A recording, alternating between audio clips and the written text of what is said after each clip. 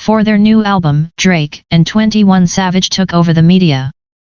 The rollout for the duo's latest release, Her Loss, spoofed Vogue covers and Howard Stern interviews. Turns out, it was all the promo they needed.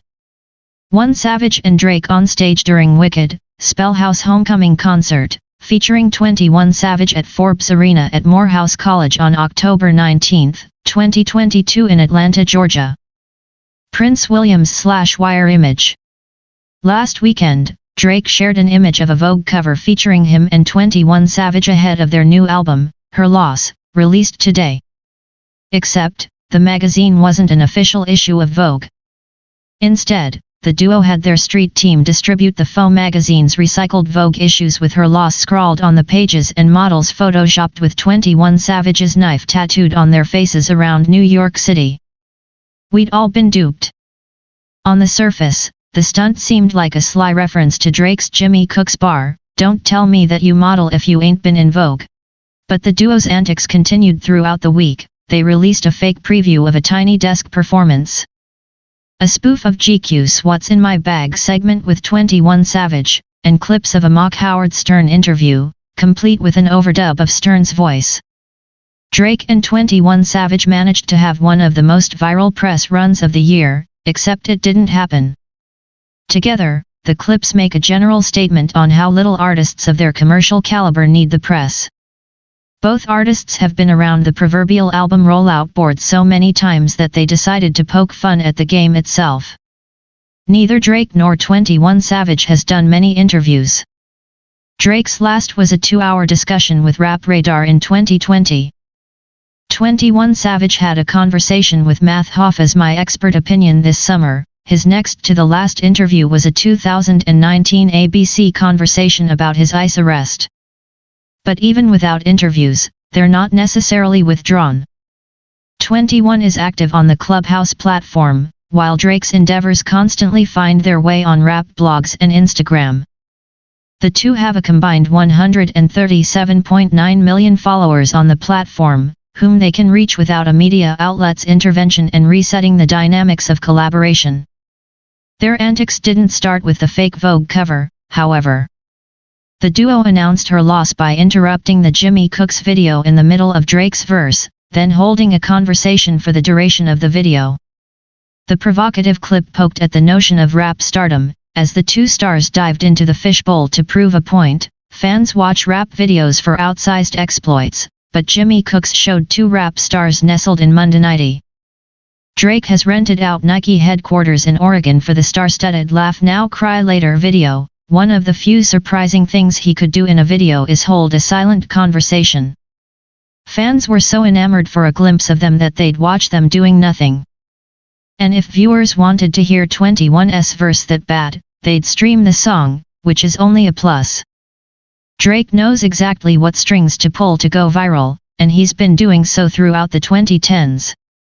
He did a test run of the Her Loss press run during Lil Yachty's Oprah's Bank Account video, where he had a mock interview with Yachty, dressed as Oprah, poking fun at his pre-beard years.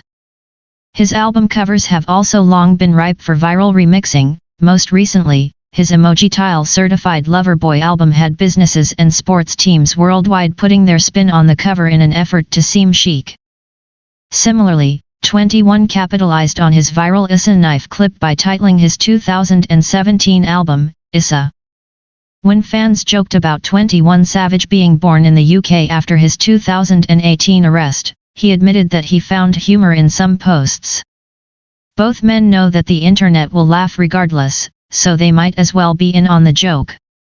Drake admits his favorite porn genre throughout the Her Loss clips, while 21 acknowledges his UK lineage. When Howard Stern asks the two if they could be married, 21 leans in on the bit, noting, "I wanna hear Drake's answer." The clips still would have worked if they were handled in an over-the-top fashion or spoofed the names of outlets. But the subtlety and earnestness of their parody give them an extra pinch of commentary.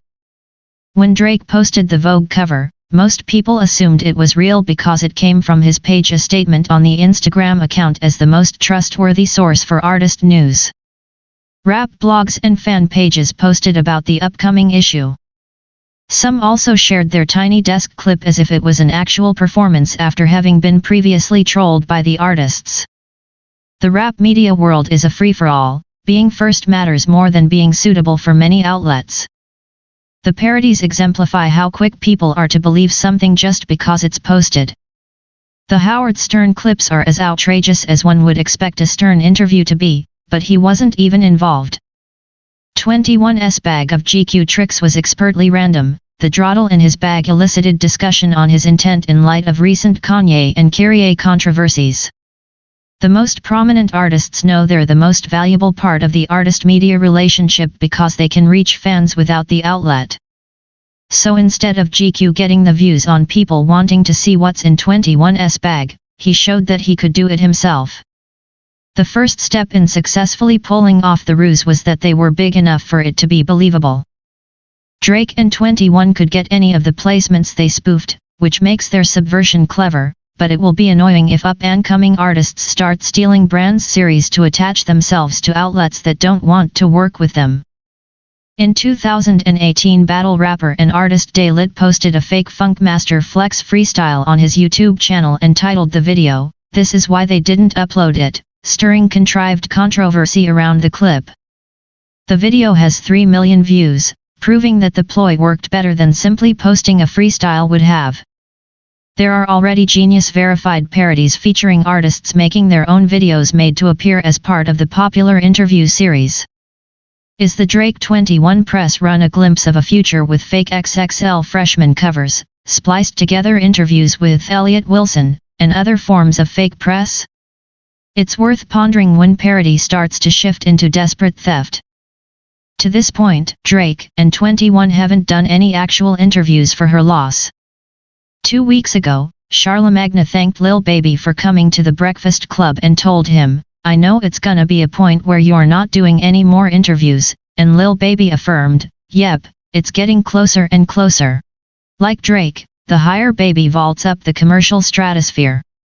The more followers he gains on social media, and the less need he'll have for media outlets to help him reach supporters. That's good for the artist who hates interviews, but it's not a great sign for the state of the editorial. An artist's media reticence is their choice, but some journalists may be left with a sour taste after this press run's implication that an outlet's brand is worth their acknowledgement, but actual journalists aren't. But as Drake and 21 Savage have shown this week, that's their problem to work out.